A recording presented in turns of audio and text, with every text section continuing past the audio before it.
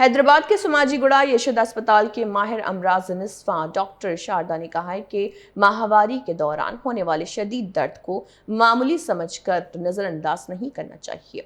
कर्नूल के मदूर नगर Tripoli clinic में ख्वातीन की सेहत से मुतल्लिक आगाही प्रोग्राम से खिताब करते हुए उन्होंने बताया कि एंडोमेट्रियोसिस इस दर्द की एक अहम वजह हो सकती है जिसका जदीद इलाज अब दस्तयाब है। डॉक्टर शारदा के मुताबिक बर वक्त तशखीस और इलाज से मुस्तकबिल में बांझपन और दीगर पेचीदगियों से बचा जा सकता है। उन्होंने बताया कि हाल ही में कर्नूल की एक मरीजा की यशोदा अस्पताल में कामयाब रोबोटिक सर्जरी की गई और आवाम से अपील की कि वो गलत फहमियों से बचें और बर वक्त माहिर डॉक्टरों से रुजू करें।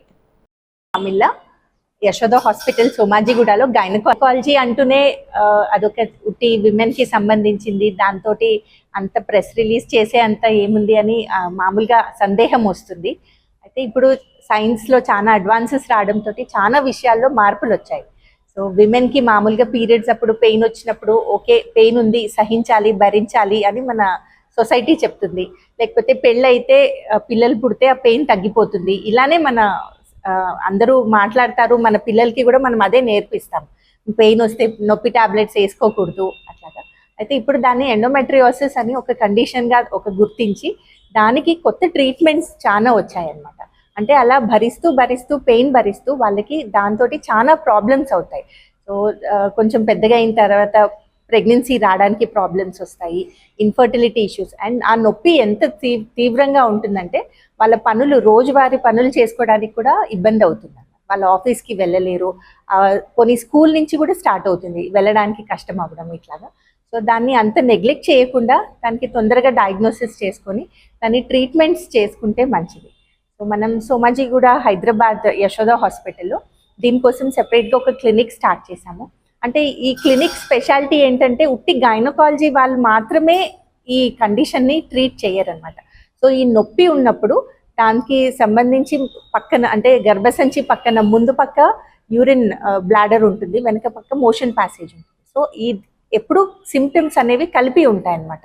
ఐదర్ ఆ పీరియడ్స్ అప్పుడు యూరిన్ ఎక్కువ పెయిన్ రావడం, మోషన్ వెళ్ళడం ఇబ్బంది కావడం ఇట్లాంటి. సో అందరూ కలిపి వాళ్ళని ట్రీట్ చేస్తాం. అండ్ మొన్ననే మనకి ఒక పేషెంట్ వచ్చారు, చిన్న అమ్మాయి 22 years కర్నూలు నుంచి వచ్చారు. ఇంకా పెళ్ళి అవ్వలేదు కానీ తనకి సివియర్ పెయిన్ ఆ నొప్పితోటి అలా భరిస్తూ ఒక 2 years నుంచి ఇప్పటికి ఆల్రెడీ జాబ్ చేస్తున్నారు తను. కానీ అంత నొప్పి ఎక్కువైపోయి ప్రతిసారి పీరియడ్స్ అప్పుడు నొప్పి ఎక్కువైపోయి ఎవరిని కలిసినా పర్వాలేదు టాబ్లెట్స్ వేసుకోండి తగ్గిపోతుంది ఇలానే చెప్తున్నారు.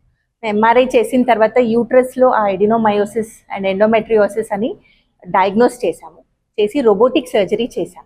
సో ఆ యూట్రస్లో ఏదైతే ఉందో అది తీసేసి, సో ఇలాంటి సర్జరీస్ చేయడంతో ఇంకా ప్రెగ్నెన్సీ రాలేదు పెళ్ళి అవ్వలేదు అని అపోహలు చాలా ఉన్నాయి.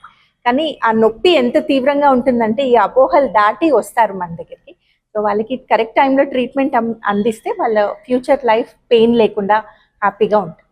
ఈ ఎండోమెట్రియోసిస్తో ఆల్రెడీ చాలా డ్యామేజ్ అయిపోయింది, ట్యూబ్స్ అన్నీ క్లోజ్ అయిపోయాయి అంటే అప్పుడు ఐవీఎఫ్ హెల్ప్ చేసుకోవాల్సి వస్తుంది. మనం కొంచెం తొందరగా ట్రీట్ చేస్తే ట్యూబ్స్ అన్నీ ఓపెన్ ఉన్నాయి అంటే న్యాచురల్ ప్రెగ్నెన్సీ వస్తుందండి.